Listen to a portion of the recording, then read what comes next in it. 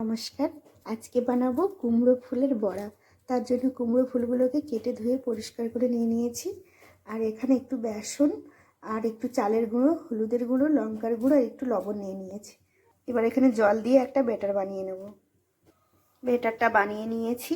এবারে প্যানটা গরম হয়ে গেছে, এবার আমি বড়াগুলো ভেজে নেব। প্যানে তেল দিয়ে দিয়েছি। এবারে এটা এইভাবে নিয়ে কড়াইতে দিয়ে দিলাম।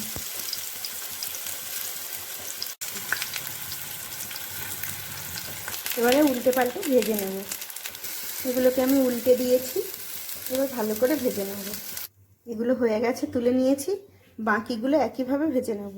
আমি আবারও 3টে দিয়ে দিয়েছি। আমার সবগুলো ভাজা হয়ে গেছে, আমি তুলে নিয়েছি। আর চালের গুঁড়োটা দেওয়ার জন্য এটা অনেকক্ষণ মুচমুচে থাকবে। তো যদি ভালো লাগে একটু লাইক কমেন্ট করে পাশে থাকবেন। আর আপনারা কে কীভাবে এই কুমড়ো ফুলের বড়া বানিয়ে খান আমাকে জানাবেন।